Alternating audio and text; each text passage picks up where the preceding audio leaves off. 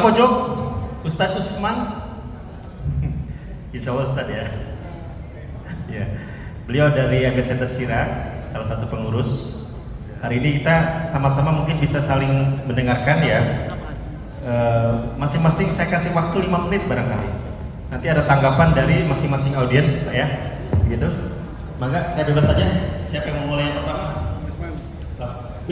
Assalamualaikum warahmatullahi wabarakatuh. Terima kasih Pak MC yang telah memberikan waktu kepada kita untuk sedikit sharing ya Bapak Ibu sekalian ya. Mungkin saya akan memulai dari beberapa clue yang sering diucapkan Pak Anies ketika beliau pidato setelah pasca Pilpres ini. Yang pertama, pada waktu di Jogja kemarin, kebetulan saya jadi panitia untuk acara silaturahmi bersama Pak Anies. Jadi beliau menekankan bahwa setelah pasca Pilpres ini kita diminta untuk merawat silaturahmi. Jadi merawat silaturahmi, mengawal dan menuntaskan perubahan. Gitu. Jadi artinya apa? Artinya Pak Anies ini masih sangat komitmen dengan perubahan. Meskipun ada isu-isu yang mungkin kurang bagus di luar, tapi Pak Anies tetap berkomitmen untuk mengawal dan menuntaskan perubahan. Itu yang pertama. Kemudian yang kedua yang menjadi clue Pak Anies yang apabila dia berbicara pidato pasca Pilpres bahwa beliau sangat mengapresiasi 40 juta pemilih yang memilih beliau tangan ini. 40 juta yang memilih beliau ini adalah orang-orang yang tidak takut dengan tekanan, betul nggak? Tidak takut dengan tekanan dan tidak bisa diiming-imingi dengan bantuan, betul. Ini adalah sebuah potensi yang menuju ke depannya sangat besar. 40 juta itu besar, ya. Ini tentunya harus kita rawat juga sebagai timnya Pak Anies. Kita harus merawat juga ya 40 juta. Bahkan kalau bisa kita tingkatkan. Pikiran saya, ya mungkin ini nanti bisa beda dengan yang lain. Kalau dari 40 juta itu masing-masing dapat satu orang saja, jadi menjadi berapa nanti? 80 juta. Ya. Sedangkan perolehan Prabowo berapa ya? Kalau 80 juta sudah jangan bisa menjadi presiden ya. Iya. Maka 40 juta ini harus kita rawat. Nah ini kan saya sarankan ke lokal ya, ke bapak-bapak yang dari Cirebon ini, tolong di mapping yang milih Pak Anies itu pada tahun ini kemarin itu ada di mana saja. Ya sebagai Bakorsinas atau Bakorsinas di daerah. Ini untuk tujuan politik kita ke depan kita mapping. Jadi meskipun tadi status quo ya Pak Fauzi tadi bilang status quo, tapi tetap jalan pergerakan politik kita ya untuk kedepankan. Kita masih ingin Pak Anies jadi presiden kan? Masih enggak? Masih harus kita maintain. Jadi 40 juta pemilih Pak Anies ini tidak bisa kita anggap enteng, harus kita bina. Nah, yang menjadi masalah memang kita semua ini kan tidak semuanya juga akan beraktivitas jadi relawan terus ya. Day-to-day-nya kan kita juga punya aktivitas lain. Kalau Pak Anies mengibaratkan silakan kembali ke siklus dan circle-nya masing-masing. Ya, silakan untuk kembali ke siklus dan circle kehidupannya masing-masing. Tapi begitu ada komando jihad untuk perubahan, segera merapat. Betul ya? Ini menjadi komitmen kita semua. Bahkan ya maaf aja di Bakorsinas ya tidak bisa tidak, kita harus juga memikirkan masalah bisnis ya. Karena untuk ke depan tetap kayaknya kita kalau mengandalkan ideologi saja sulit. Contohnya di salah satu teman saya di Jogja itu dia sudah membina hampir 10 tahun, membina sebuah komunitas kampung 10 tahun, kemudian dia relawannya Pak Anies ya. Tapi begitu hari pencoblosan tidak ada yang milih Pak Anies. Padahal sudah 10 tahun dia membina, pakai sembako, pakai air bersih. Kebetulan dia kan di daerah yang sulit air. Tapi begitu hari pencoblosan, zone. Artinya apa? Artinya memang politik itu harus komitmen dari awal. Ya. Kalau Anda ingin saya bantu, Anda harus memilih Pak Anies misalnya seperti itu. Transaksional. Kita 40 juta, insya Allah sudah komitmen. Tinggal kita mencari yang lain. Ya. Kalau 40 juta kan kita tinggal merawat dengan silaturahmi, dengan sekali-sekali dengan diskusi, sekali-kali diajak demo itu kan udah. Tapi kalau yang kita pengen Pak Anies jadi presiden kan tidak cukup kalau ada 40 juta. Kemudian yang terakhir, jadi memang tadi sudah sampaikan oleh Bu Marina bahwa kita tidak hanya berbicara masalah politik saja. Ya, kadang-kadang kalau masyarakat umum itu kalau berbicara masalah politik itu jenuh. Ya, kita harus imbangi dengan permasalahan sosial dan ekonomi. Ya. Kadang-kadang kita ini dengan teman-teman FPI kalau masih ada ya. Ya. FPI itu kalau ada musibah, ada bencana kan dia turun langsung. Turun. Ya sedikit-sedikit pakai bendera FPI. Nah kita punya di relawan Pak Anies ini nanti pakai bendera apalah itu kayaknya ini sangat berdampak sekali kalau kita bisa menggerakkan sosial di bidang seperti itu. Ya, ada masalah bencana, masalah kesulitan ekonomi dan sebagainya kita turun. Jangan melulu hanya bicara masalah politik, karena masyarakat sudah jenuh. Ya, mencoba kita mendekati di bidang sosial. Juga di bidang ekonomi kita nanti semua akan ada yayasan di pusat. Ini tidak harus di copy paste di daerah ya. Silakan daerah juga akan bikin kegiatan apa saja silakan. Yang penting bisa merakatkan silaturahmi dan membina pemberdayaan ekonomi masyarakat. Jadi yayasan yang akan kita bangun nanti bisa bersifat sosial dan juga bersifat bisnis. Ya, kebetulan Bu Marina ini kan tokoh bisnis kita. Amin. Bahwa nanti beliau yang akan menjadi pelopor untuk bisnis di yayasan ini. Saya kira itu. Terima kasih dari saya. Mungkin ada tambahan dari Bu Marina. Silakan.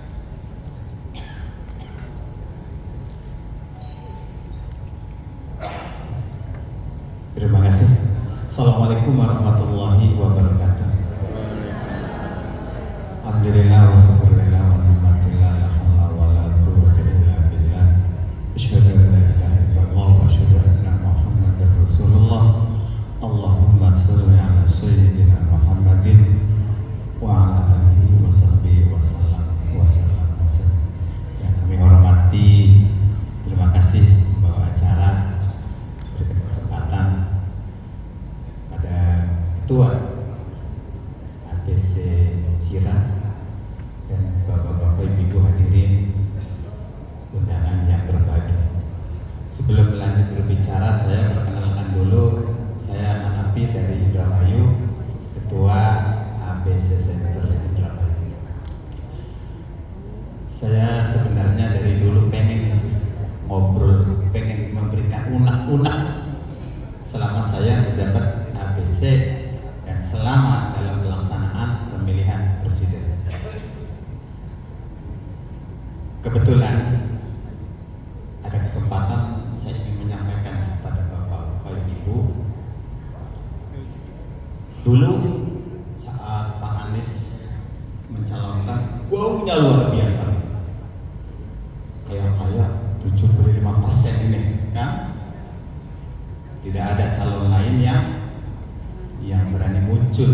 Sudah dikuasai lah saat itu, baik itu media dan lain-lain. Namun menjelang 4 bulan, 3 bulan berubah. Jadi perjuangan kita sebagai keluarga atau Sosialisasi Indramayu rasa pertama, oh begini ya. Sampai-sampai karena pemerintah sudah tidak mungkin ini akan mengalahkan, jadi maka dalam jangka akhir bulan, akhir tahun bulan Desember, udah gimana caranya lah, mau halal maupun haram pemerintah ini siap. Yang penting Anies kalah. Itu kan prinsip itu sudah membudaya. Jadi tidak ada prinsip mau melanggar etika maupun melanggar apa semua ditabrak. Memang harus begitu kalau mau menang mah. Yang kedua, duit harus banyak. Nah, makanya saya maaf ya, bukan apa-apa nih. Bapak-bapak yang di sini kayaknya nggak ada yang punya duit di atas 10 miliar ya, maaf ya. Barangkali ibu mungkin lebih banyak ya, ada ya. Nah, dengan dasar itu setelah Anies Baswedan kalah sampai kita menggebu-gebu, tidak ada satu desa yang ingin mengadakan sebuah gerak jalan hanya di desa saya, Desa Segeran Kidul, mengumpulkan masyarakat untuk siap memenangkan Anies Baswedan. Kampanye satu desa Segeran Kidul, izin saya datang ke Polres Indramayu, ada gini-gini yang penting karena saat itu panas itu. Sehingga diperkirakan desa saya ini setelah pemilihan, setelah kita melaksanakan gerak jalan, kurang lebih ada 2.000 arak-arakan, motor, sepeda, jalan kaki semua putar ke desa. Saya nggak ada itu, hanya desa saya saat tingkat nasional, beneran. Ada juga tingkat kabupaten, gitu kan, di tingkat desa. Nah, baru saya aja, kayaknya. Saking semangatnya, nggak peduli itu siapapun. Yang penting desa saya Anies menang. Menjelang 2 hari, 3 hari berikutnya, datang beras, duit, wah, aduh, pusing. Beneran? Berapa? 4 amplop. Berapa jumlahnya? 400. Dari kita nggak ada yang ngasih. Udah, langsung aja malam-malam pemilihan dun. Maaf ya, saya cerita ini terserah. Pokoknya saya pengen cerita biar unek-unek saya bisa keluar. Aku malam habis. Tadi saya survei dari 300 TPS. Saya dapat nih 200. Kalah di TPS saya, bener.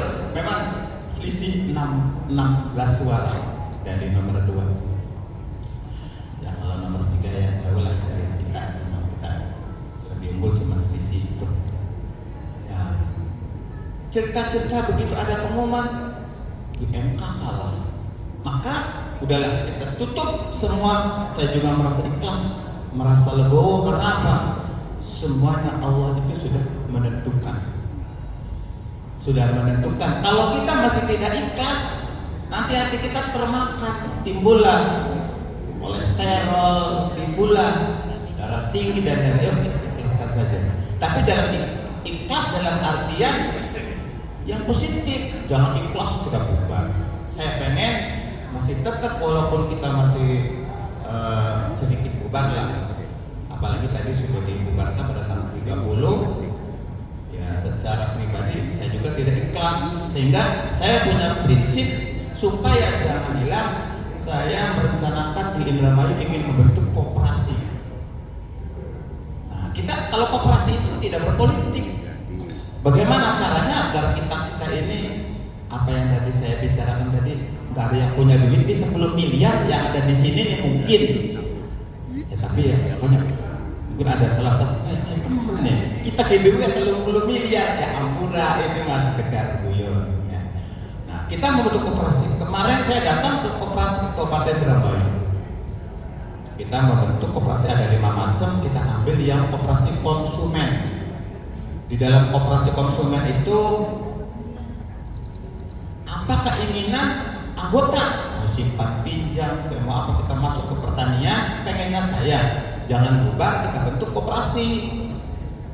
Jadi koperasi intinya kita tidak berpolitik, kita membangun masyarakat anggota pertanian, anggota masyarakat yang lain, kita bentuk koperasi yang wadah koperasi. Kebetulan secara pribadi saya punya yayasan Permata Abdi Bangsa yang berhukum Kemenkumham. Saya ingin membentuk koperasi wadah akan menampung dari berbagai macam simpul yang ada di Indramayu, kita kumpulkan dijadikan sebuah koperasi untuk membangun bagaimana agar kita ekonomi kita terutama masyarakat yang sekarang orang saja susah, TS semuanya susah banget. Jadi kalau kita ada wadah bentuk semacam koperasi, mudah-mudahan pemerintah kita akan membantu. Pemerintah akan anggota kita ada berapa misalnya. Saya targetkan koperasi saya insya Allah 1.000 orang akan terkumpul untuk jadikan anggota koperasi. Itu dari saya, saran saya sebagai urun rempuk yang dengan judulnya itu adalah Rembang Gagasan. Itu saja, saya mengharap kepada semua yang ada di sini, yuk kita sama-sama membentuk koperasi dalam artian membangun masyarakat yang ada dan makmur, terutama adalah sejahtera anggotanya. Kita tampung dari organisasi tentang pertanian, peternakan, tentang usaha simpan pinjam, produksi dan lain-lain. Mangga kalau Bapak untuk sebagai pertanggungjawaban saya berbicara, insya Allah saya akan kasih kabari hari Minggu depan akan saya membentuk koperasi. Semua simpul yang ada di Indramayu saya kumpulkan dan silakan yang mau jadi anggota koperasi. Intinya itu saja sebagai informasi, sebagai masukan dari kita, sebagai urun rempuk bagaimana jangan sampai kita ubah. Makanya kita dialihkan dengan bentuk koperasi. Memang di Indramayu juga sudah saya bentuk tentang partai perubahan. Sudah saya bentuk partai perubahan, sudah ada kepengurusannya, semuanya sudah lengkap. Dan untuk kegiatan ormas enggak, saya hanya 2 aja lah, partai dan koperasi. Kurang lebih mohon maaf barangkali ada kata yang kurang berkenan. Sekali lagi saya mohon maaf. Billahi taufiq wal hidayah. Wassalamualaikum warahmatullahi wabarakatuh. Waalaikumsalam.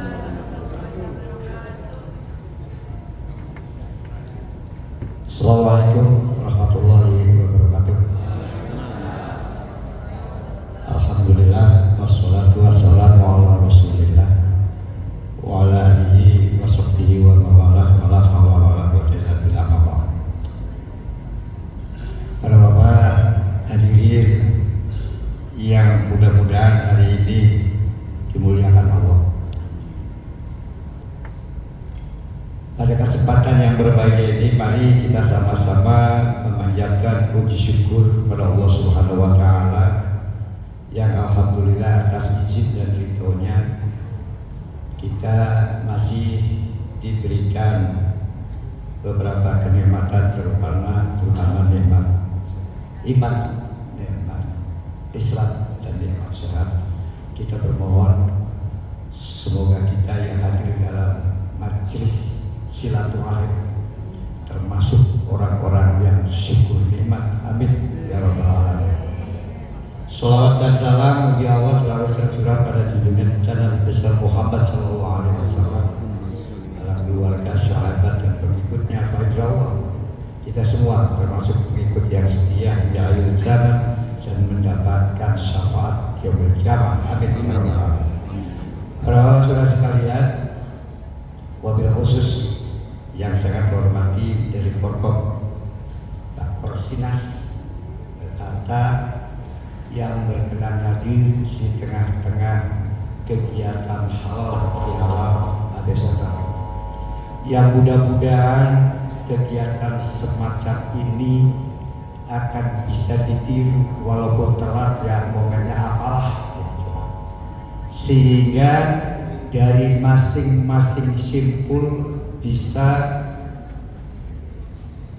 terikat sebuah kekuatan marwah perubahannya tidak luntur dan tidak hilang. Saya sebagai Ketua Bakorsi Kabupaten Cirebon tentunya lahir dan dilahirkan oleh Forkom secara struktural dari nasional sampai ke tingkat bawah, dan kami pun mencetak sampai ke bawah kecamatan dan desa. Di sana terajut semua simbol-simbol yang ada, relawan-relawan Anies Baswedan. Ini adalah suatu kebanggaan apabila Bakorsinas Pusat sudah memberikan sebuah pandangan bahwa pusat membentuk yayasan sesuai dengan arahan beliau Pak Anies bahwa kita kembali ke kelompok masing-masing, tetapi tetap pada sebuah nafas perubahan yang tidak lebih dari bahwa kita adalah relawan dan tentunya sosial. Bukan dipaksakan sosial bergeser ke politik, bukan, tetapi karena kebutuhan hidup. Konstitusi mengamanahkan seperti itu, relawan mengapa tidak dari sosial bergeser ke politik. Tetapi sekali lagi, karena relawan jadi segala cara yang tentunya tangga sebelah bisa dilakukan dan segala dihalalkan, kita tidak bisa campur tangan Allah tentunya bahwa kita kalah. Tapi hakikatnya kita mana? Karena apa? Kita masih tetap dalam sebuah visi jangka pas perubahan. Itu yang menjadi kemenangan kita.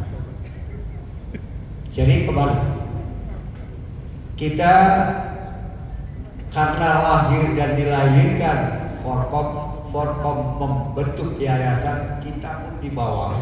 Kurang lebihnya harus seperti itu.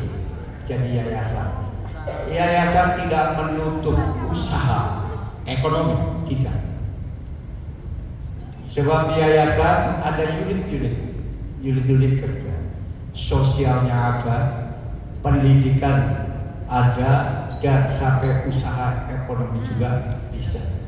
Yang pasti kita perlu wadah yang nafasnya tetap perubahan, tetapi bukan wadah politik. Jadi Bakorsi, Badan Koordinasi Saksi, menjadi Badan Koordinasi Sosial Ekonomi, menjadi sebuah yayasan. Harapan ini tentunya untuk bisa kemudian AB Center sebagai embrio kegiatan ini untuk bisa mengundang dan menghadirkan 11 relawan yang ada di Cirebon Raya, khususnya di lokal Raya Cirebon Kabupaten. Jadi mudah-mudahan kalau itu tetap eksis, kita tidak harus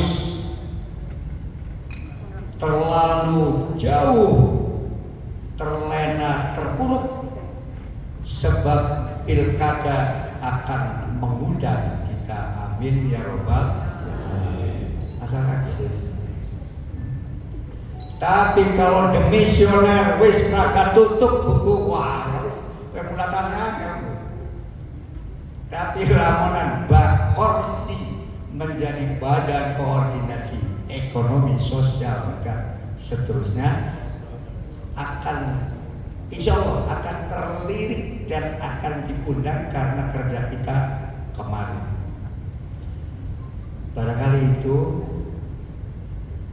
mudah-mudahan ini adalah sebuah motivasi saja, atau lamun main bola polisi les sing yang biasa sama Baesrot. Terima kasih. Assalamualaikum warahmatullahi wabarakatuh.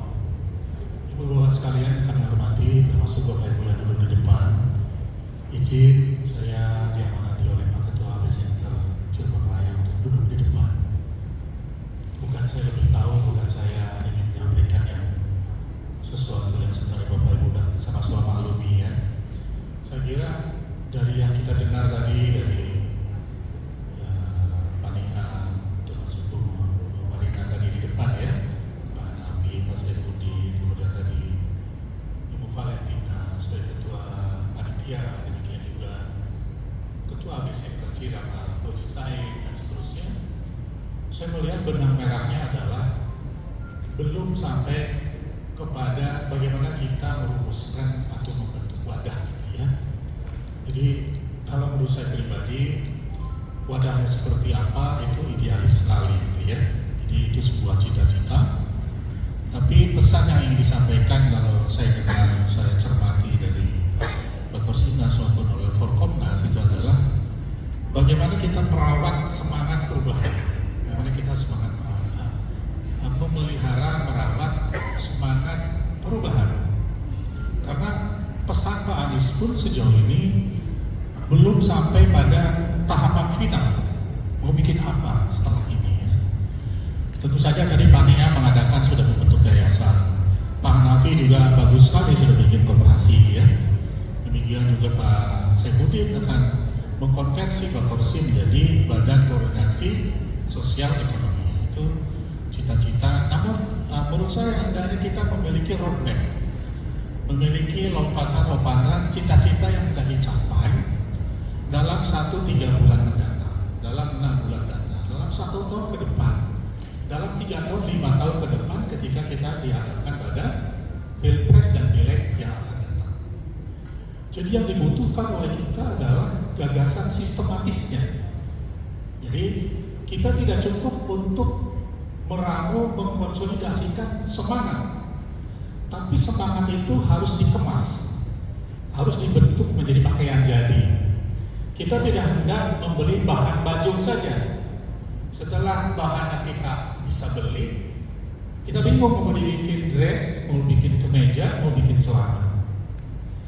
Jadi di dalam kumpulan kita sepatutnya kita ada berbagi peran yang semakin baik dibanding hari-hari yang sudah-sudah.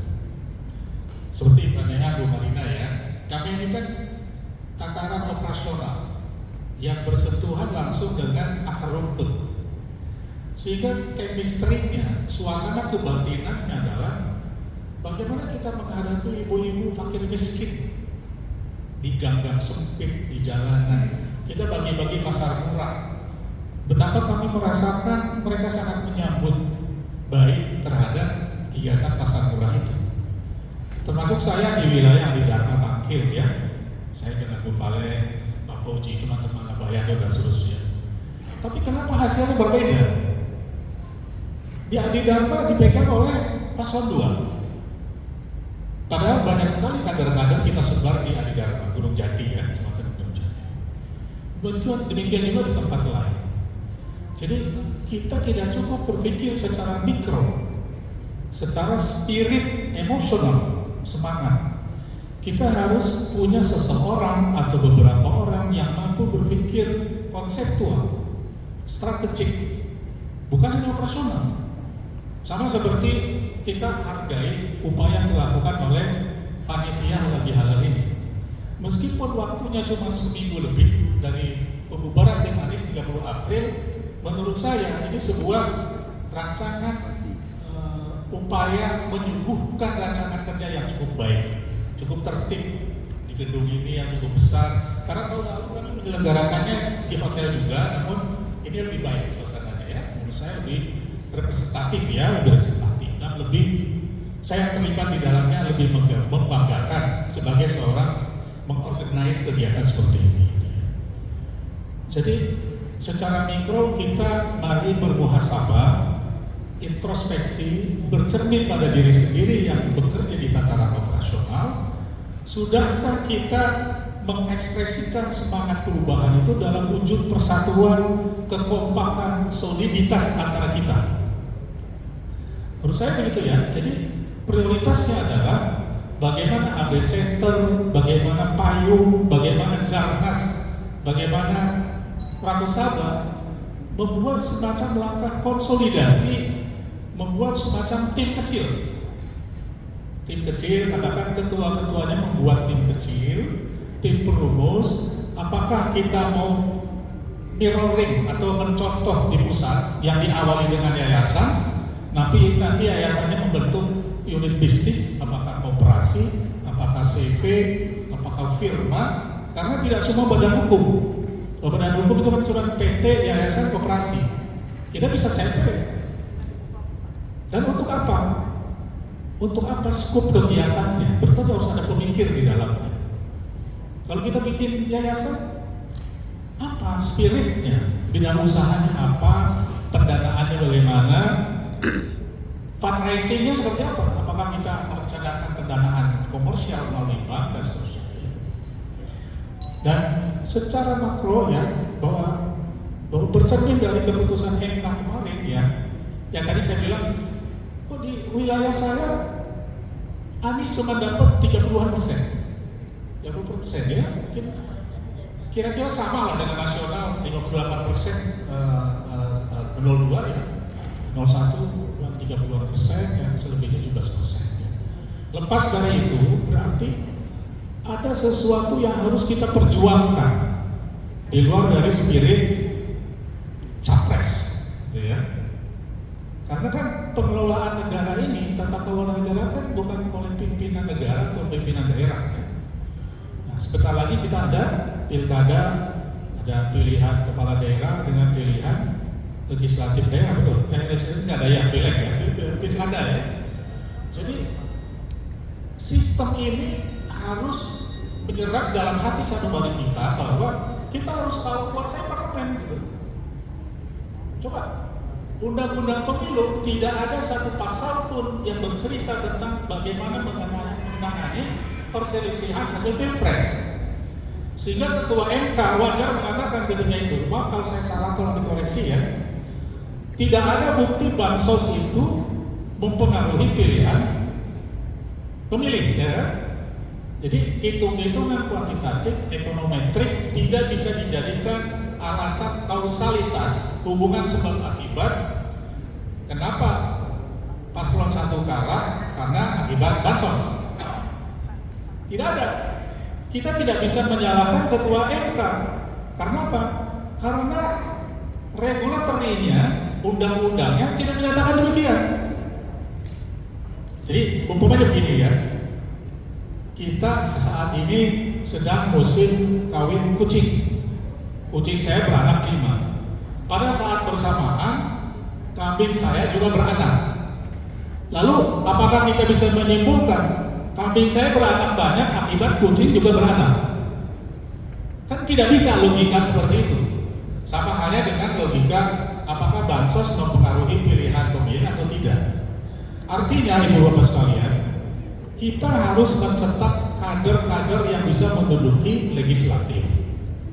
Kalau di daerah DPRD, kalau di pusat DPR, karena dari situlah akan lahir undang-undang yang bisa menciptakan sistem penanganan sengketa pemilu, sistem penindakan praktek-praktek kecurangan. Kan sekarang yang ada cuma undang-undang pemilu, tidak ada undang-undang penanganan tindak kecurangan dalam pemilu. Karena itu legislatif perlu duduk dari orang-orang kita. Nah, maksud saya ini salah satu benang merah perjuangan ini.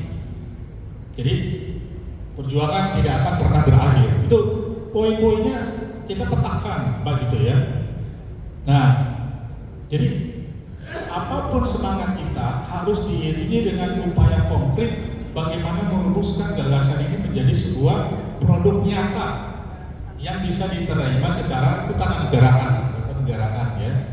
Jadi percuma kita di lapangan susah payah, tapi begitu rupa sistem bergerak, sistem birokrasi, sistem pegawai BUMN ya, bisa mempengaruhi pilihan masyarakat di daerah, apakah dengan bansos, apakah dengan intimidasi dan seterusnya ya. Jadi ibu bapak sekalian, perjuangan kita masih panjang. Kita harus berpikir strategis, menetapkan rencana-rencana secara gradual, secara bertahap ya, secara bertahap. Dan pendekatannya adalah mari kita bersatu. Ya, mohon maaf ya, sinyalemennya kita belum bersatu atau persatuan kita belum kokoh. Ya, jadi mari kita konsolidasi. Setelah event ini kita lakukan event lebih kecil. Pak Fauzi, Pak Hanafi, mungkin Pak Saifuddin, kumpul lagi lah kita sampai makan siang di mana gitu kita ngobrol ya. Yuk kita bikin semacam forum komunikasi atau ikatan alumni atau ikatan kesejahteraan atau apa ya. Baru kita berpikir berpikir bagaimana badan hukumnya. Saya kira ibu-ibu sekalian, saya paling tidak itu yang menyemangati saya. Kadang-kadang semangat saya juga menghadapi tantangan yang begitu berat, karena yang kita hadapi adalah kekuatan yang sangat berat, ya, sangat masif, sangat berat dan sangat besar. Apalagi sekarang kan sudah diketahui penerusnya siapa, dan saya yakin kekuatan-kekuatan itu akan terus berlanjut, sehingga upaya kita harus lebih baik lagi, harus lebih keras lagi, harus lebih sabar lagi, dan harus lebih membuka diri terhadap gagasan-gagasan baru. Kadang-kadang kita tidak menyadari bahwa sikap tertutup kita itulah yang menghalangi jiwa persatuan kita. Mari kita membuka diri terhadap pendapat orang lain. Jangan kalau dengar pendapat orang lain, yang ada di benaknya adalah bagaimana cara membantahnya. Mari kita semangati diri kita dengan semangat sinergis, semangat kooperatif, semangat kerjasama, bukan semangat saling mematahkan. Ya, mari kita resapi bersama. Hakikatnya itu adalah teguran buat diri saya sendiri. Yang baik datangnya dari Allah. Saya banyak salahnya, saya mohon maaf dan mohon ampun kepada Allah SWT. Demikian kurang lebihnya, mohon maaf terlalu lama saya bicara. Assalamualaikum warahmatullahi wabarakatuh. Waalaikumsalam warahmatullahi wabarakatuh. Assalamualaikum warahmatullahi wabarakatuh. Saya wrapping sedikit ya. Tadi dari Pak Saifuddin sepakat perjuangan ini belum selesai dan kita harus tetap bersilaturahim dengan membentuk satu wadah, apapun nanti namanya atas kesepakatan. Kemudian Hanafi ABC Sira dari Indramayu sepakat juga perjuangan belum selesai. Kita akan terus bersilaturahim dengan semua simpul yang ada, membentuk satu wadah, tidak hanya secara politik tapi juga ekonomi, begitu ya. Kemudian tadi meringkas dari Pak Niam. Ini kebetulan Pak Niam adalah panitia syawalan Pak Anies yang di Jogja HMI ya Pak ya. Di situ kalau Bapak Ibu dengarkan di YouTube-nya, Pak Anies sangat gamblang menceritakan bagaimana perjuangan ini belum selesai, kemudian harus dirawat, dan selanjutnya adalah silakan Bapak Ibu kembali ke profesinya masing-masing, tapi dengan catatan tetap menjaga perubahan ini gitu ya. Kemudian Pak Usman juga sepakat juga ya Pak ya, silaturahmi tetap berjalan, kemudian perjuangan ini belum selesai, nanti persatuan akan terus ditingkatkan, sekalian juga membentuk satu wadah gitu ya Pak ya. Nah, jadi ini saya kembali lagi ya, gagasannya adalah bagaimana merawat 40 juta suara Pak Anies, betul nggak? Siapa 40 juta suara Pak Anies itu? Tentu di dalamnya adalah kita semua ya, pejuang perubahan ini kan. Nah, dari gagasan itu apa yang akan kita bentuk? Satu, melanjutkan perjuangan. Kemudian kedua, tetap melaksanakan silaturahmi, baik itu dengan kegiatan diskusi maupun secara sehat atau hanya kumpul-kumpul untuk saling silaturahim. Dan satu lagi, membentuk satu wadah yang lebih serius. Nah, sehubungan dengan ini, karena teman-teman simpul-simpul ini ada di satu wadah yang namanya Bakorsi, kita lanjutkan dari Bakorsi yaitu Bakorsinas. Jadi saya sebutkan dulu latar belakangnya ya Bapak Ibu, kenapa ada yayasan. Jadi intinya adalah gini Bapak Ibu, kegiatan satu wadah ini tidak wajib harus mengikuti semuanya masuk ke Bakorsinas, apa yang dibentuk Bakorsinas. Kembali ke gagasan bagaimana merawat kebersamaan dan merawat suara 40 juta ini. Sebenarnya dikembalikan kepada teman-teman simpul sendiri. Ada satu simpul yang sudah buat ormas, tapi tetap akan ikut di yayasan. Boleh. Kemudian ada satu simpul yang sudah buat juga koperasi yang isinya campur seluruh simpul se-Forkomnas. Boleh. Ada juga satu simpul yang sudah buat ormas yang gabung dengan ormas lain di pantai. Boleh. Nah, sehubungan dengan ini, Bakorsinas berpikir berpikir, kita juga mau buat satu kegiatan, kita juga mau buat satu wadah. Setelah rembuk, panjang, kita melihat sepakat yayasan. Kenapa yayasan? Yayasan itu tidak berbasis profit ya, tapi bisa melaksanakan kegiatan yang bisa menguntungkan untuk anggotanya, seperti itu. Kemudian tadi sehubungan dengan sedikit aja, bukan saya mengajari, yayasan ini sumber dananya dari mana itu jelas. Nanti yayasan ini kita akan bergerak di sosial, ekonomi, nanti kelanjutannya ada kesehatan, agama juga. Itu nanti kita berkegiatan dari dana-dana sosial, CSR dari perusahaan-perusahaan, pemerintah, itu dari situ. Sebenarnya kegiatan dari yayasan ini kan untuk merawat perjuangan ini, teman-teman. Nah sekarang kita sudah selesai. Kita punya kans lagi, insya Allah untuk 5 tahun ke depan. Apa yang dilakukan 5 tahun? Kita tidak perlu politik, dapur kita tuh harus ngebul. Bagaimana caranya? Silahkan masuk koperasi jika koperasi bisa menyejahterakan anggotanya. Silahkan membangun yayasan yang lain jika yayasan yang sudah ada ini bisa membantu teman-teman untuk sejahtera. Silakan. Jadi supaya teman-teman nggak merasa gini, karena ada suara-suara di daerah Pak, kalau nggak ikut Bakorsi itu nggak diaku gitu ya, yayasan yang dibuat Bakorsi. Oh itu tidak. Jika di daerah sudah buat yayasan, punya anggota, lanjutkan. Atau jika Bakorsi kemudian membuat satu yayasan yang namanya nanti yayasannya tidak berbau-bau Bakorsi Pak, supaya kita harus move on. Ini kita bukan politik dulu. Sekarang ini kita membangun dari dalam. Bagaimana membangunnya? Selain silaturahim, tentu kekuatan ekonomi. Kalau kita nggak ada kekuatan ekonomi, kita nggak bisa jalan. Ke KPU nggak bisa jalan. Ya Bu Denok ya? Iya Bu. Nah, Bu Denok tadi cerita nggak jual ayam buat ke MK. Kan begitu ya. Jadi waktu 5 tahun ini saya sampai merinding kalau dengar cerita gitu, soalnya kemarin sedikit saya flashback ya, ibu-ibu dari Lampung dengan semangat saya mau ke MK, saya tanya biayanya gimana, beres, begitu pulang nggak bisa pulang, kehabisan ongkos. Tua-tua punten bukan soal masalah umurnya ya, tapi semangat ini harus dijaga. Nah sekarang sehubungan dengan kejadian-kejadian seperti itu memotivasi kita untuk bagaimana caranya selain politik kita juga harus punya kekuatan di dalam. Kekuatannya apa? Ekonomi tentunya. Kita nggak boleh menutup mata. Biaya politik sekarang ini teman-teman relawan alhamdulillah keluar dari uang pribadinya masing-masing. Tepuk tangan dong semua. Terima kasih Bapak Ibu yang sudah menjadi dermawan, Bapak Ibu yang sudah membantu perjuangan dari uang pribadi masing-masing. Sudah tidak terhitung pastinya berapa uang yang sudah dikeluarkan.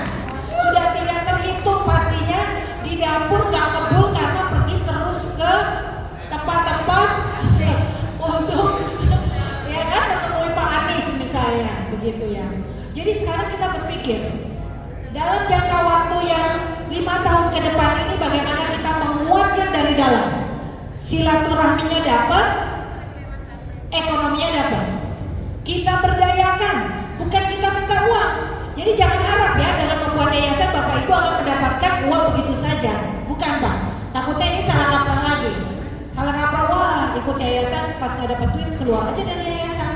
Bukan gitu, jadi ini mindset harus dirubah. Nanti di dalam yayasan kita akan buat kegiatan-kegiatan ekonomi.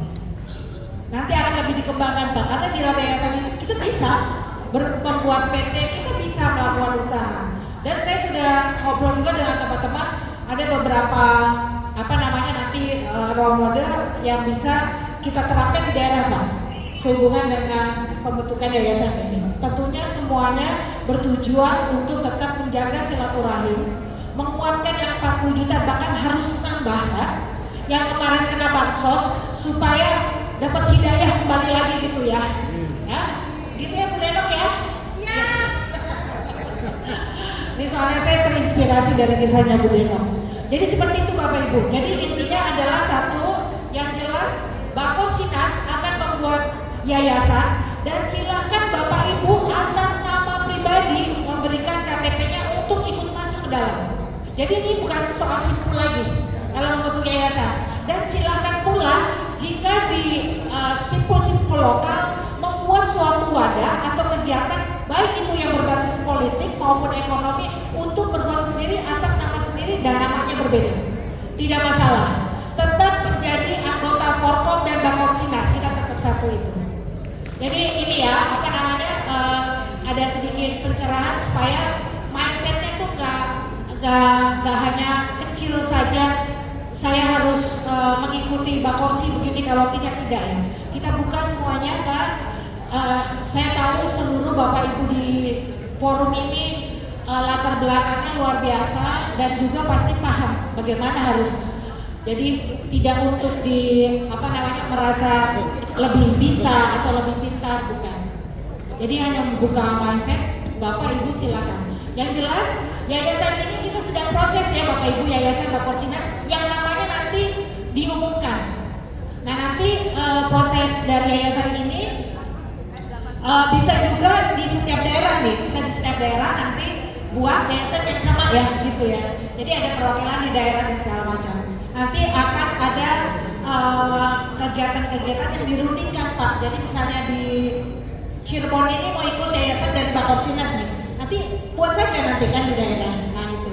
Jadi itu Bapak Ibu untuk lebih lengkapnya barangkali nanti bisa kita sebentar lagi nih setelah proses administrasi dan hukum ini selesai, kita nanti mungkin ada grup kali ya Pak Niam ya untuk lebih detailnya lagi. Dan memang diutamakan untuk pengurus-pengurus ini ketua-ketua Bakorsi yang ada di daerah Pak. Jadi untuk ikut masuk ke dalam jika berkenan gitu di yayasannya Bakorsinas supaya kan yang lebih paham ke bawahnya, ke akar rumputnya bagaimana nanti mengembangkan, mungkin nanti kan jadi menerangkan gitu ya Pak ya. Nah, jadi itu saja. Ini nggak ada moderator Bapak, mau ada pertanyaan? Itu aja dari keterangan dari saya mewakili dari Bakorsinas. Wassalamualaikum warahmatullahi wabarakatuh.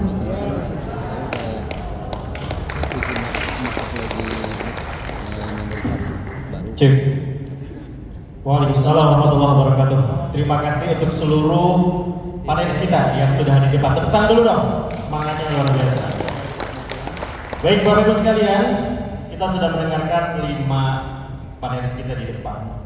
Saya sedikit barangkali mereview ya tadi walaupun sudah disampaikan oleh Bunda Marina.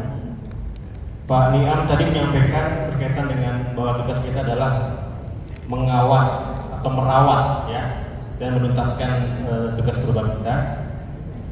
Kemudian Pak Kanaki tadi menyampaikan tentang koperasi yang akan beliau bentuk.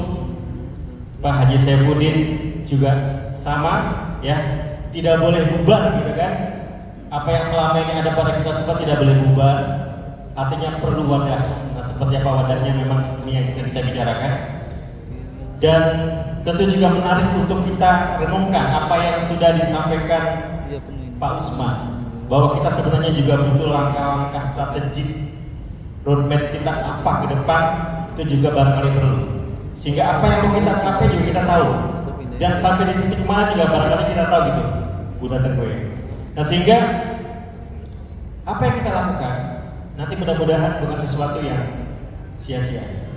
Nah maka pada kesempatan kali ini mari kita sama berikan satu feedback ya dari Bapak Ibu sekalian dari apa yang sudah disampaikan oleh beliau-beliau di depan. Kita pertajam kembali, kita punya waktu sampai 5:30 ya, ada waktu setengah jam. Mari sama-sama kita berikan tanggapan dan ini mudah-mudahan jadi catatan kita semua nanti. Pak, saya belum pernah punya lagi dulu ya Allah. Ya. Jadi itu kira-kira ya. Maka silakan saya berikan kesempatan untuk 3 orang terlebih dahulu untuk memberikan tanggapan dari apa yang tadi disampaikan. Ya. Oh ya, Pak Di, mangga. Masya Allah.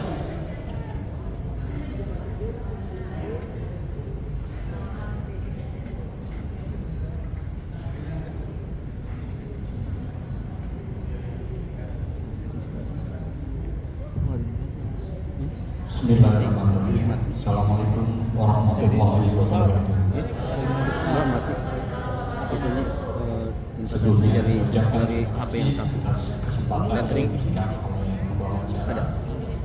Sebelumnya saya perkenalkan, saya Wahyadi dari Desa Robyong, Kecamatan Gebang. Saya di relawan, ada di Bakorsi bersama Pak Ketua.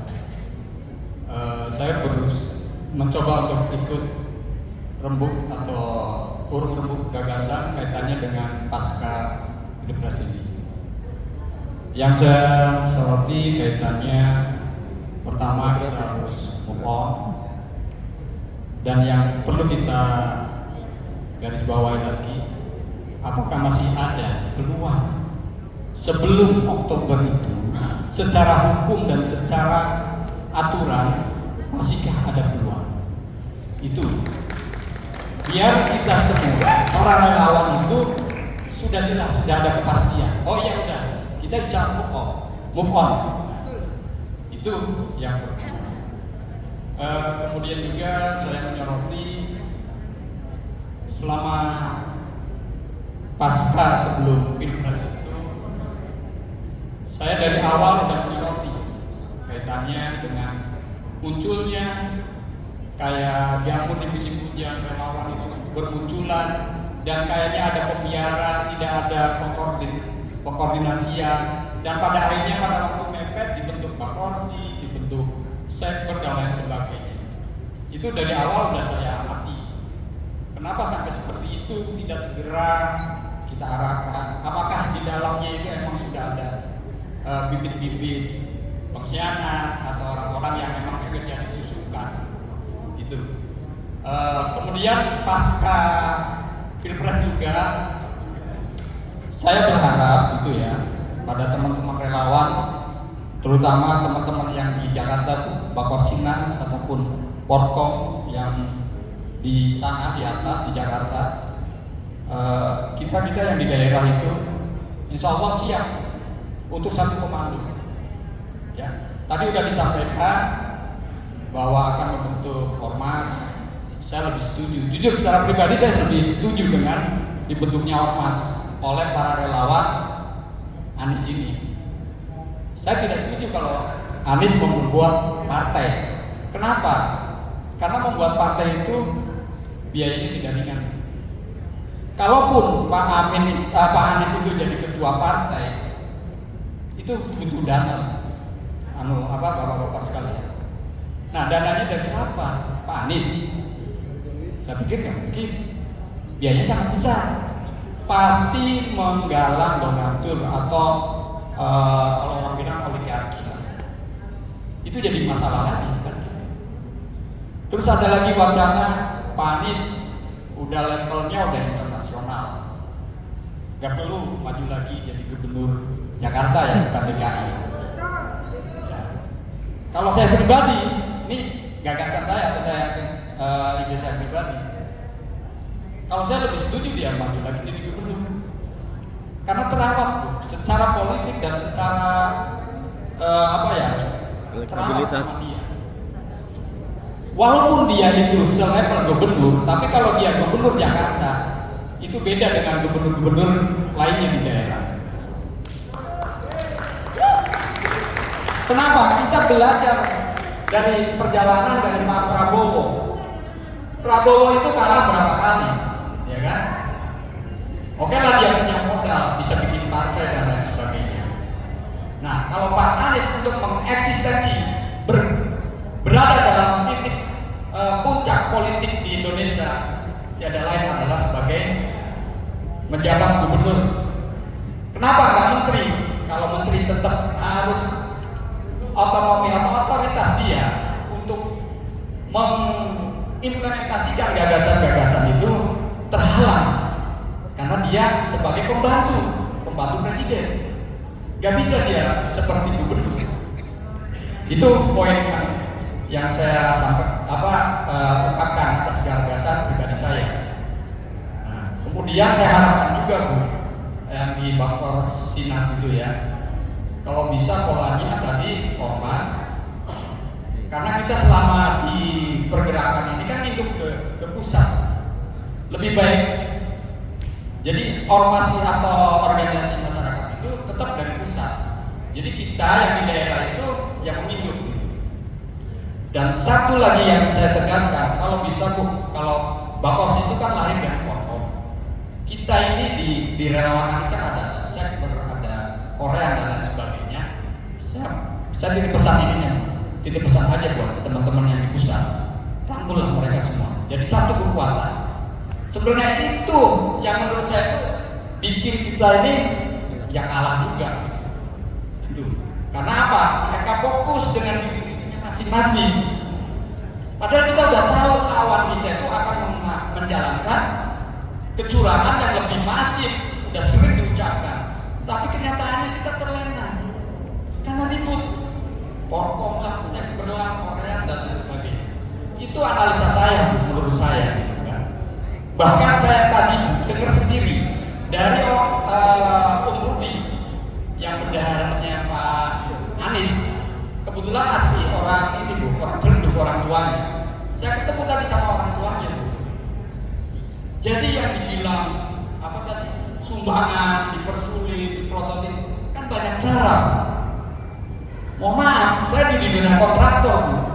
Orang yang seperti nggak pakai, dulu pakai kardus Bu. Ya, pakai kardus di rumah kontrakannya yang di mana.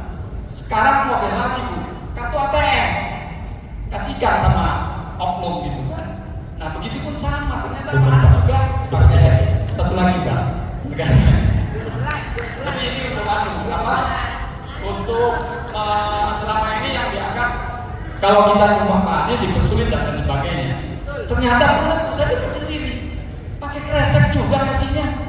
Gak lewat ATM, gak lewat bank, lewat apa bisa, semua bisa disiasati gitu ya. Jadi garis bawahi lagi kaitannya tadi, kalau bisa dibentuk sesuatu yang memang terpusat lebih enak. Nah kemudian di daerah nanti dikasih otonomi Pak. Kenapa? Karena yang ngerti di daerah itu ya orang daerah tersebut, bukan orang pusat gitu kan. Nah harapannya seperti itu. Terima kasih waktunya, mohon maaf kurang lebihnya. Mau dipoto dulu. Assalamualaikum warahmatullahi wabarakatuh. Waalaikumsalam. Telat Pak Dena. Ya baik, berarti intinya membuat ormas ya, ormas yang terstruktur dari pusat sampai ke bawah, walaupun di bawah otonom ya. Baik, terima kasih Pak Wahedi, Kang Wahedi. Silakan berikutnya. Nah ini kan, Bu Sentot. Ini yang punya Cirebon. Yang punya lagi, monggo.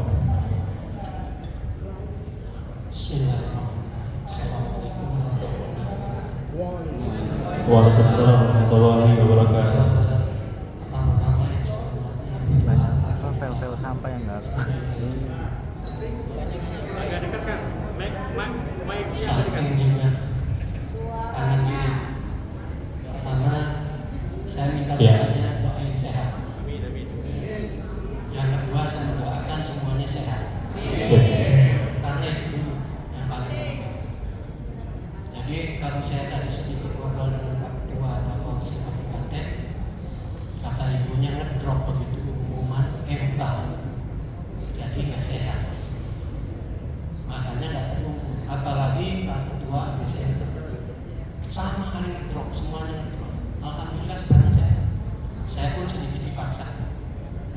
Paling pertama saya setuju semuanya. Yang kedua paling penting adalah yakin 40 juta itu bisa tercover lagi. Yuk kita buktikan di pilkada. Karena apa? Penguasa yang berkuasa. Kalau Pak Haji nanti bilang adalah bandar, mau tidak mau bandar yang menang.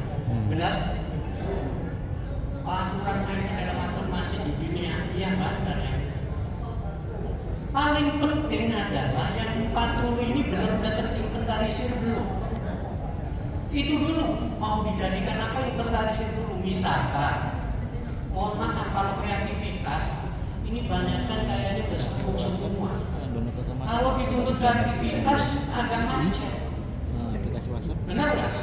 Yang ada tinggal melaksanakan. Dari Itu paling penting. Dan inventarisir itu salah satunya misalkan Pak Haji ini, ketua ini apa, siapa, berapa keluarganya, potensi apa yang dia bisa lakukan. Contoh, mau jadi koperasi, mau apa, saya lulusan di Kopin, sarjana koperasi bangkrut kabeh. Bener nggak? Yayasan, apalagi yayasan pribadi, bangkrut kalau sudah alih turunan. Jadi pikir saya yang paling penting adalah inventarisir semua yang tadi 40 juta. Yang tadi kata Bapak bilang kalau bisa satu saja, saya jadi istri saya bisa membawa, itu kan jadi satu. Suami bisa bawa istri bawa satu kan bisa. Tapi benar nggak inventarisirnya? Contoh tadi yang di Dramai, Jor udah banyak Pak. Kampanye semua desa itu bikin semua. Tapi jauh, karena apa? Inventarisirnya kurang kuat. Terus yang paling penting juga inventarisir itu kita tahu lawan kita siapa, kawan kita siapa. Contoh soal kemarin, kalau nggak salah, kalau yang ikut ke PKB kemarin saya ngamuk-ngamuk di PKB gara-garanya, paham ya? Mau kecurangan mau apa ya kita inventarisir dulu. Tidak semua main rangkul pembinaannya. Alhamdulillah, AB Center berapa kali mengadakan pasar murah ya Pak Usman. Itu terbukti sudah menyentuh ke masyarakat. Cuma inventarisirnya. Karena pada uang miskin dibaik, uang miskinnya kadang-kala minta. Mohon maaf saya berbeda. Ya, jadi itu pertama inventarisir dulu nih. Yang 40 juta ini Pak Haji ini adalah mantan PNS, kawannya banyak, lumayan. Terus usahanya apa? Sambungkan dengan yang lain. Untuk di kita mau yayasan, mau PT, mau apa, yang penting adalah tahu apa yang diproduksi, apa yang untuk dikeluarkan. Pasarannya tahu dari kita untuk kita, kan gitu Pak. Nah terus untuk kitanya, kita ayo bareng-bareng duduk belajar dari permasalahan itu, kita bikin akar masalah. Nanti ketemu sumber permasalahannya. Tolong sampaikan ke Pak Anies dan jajarannya di pusat. Paling penting adalah komunikasinya harus nyambung.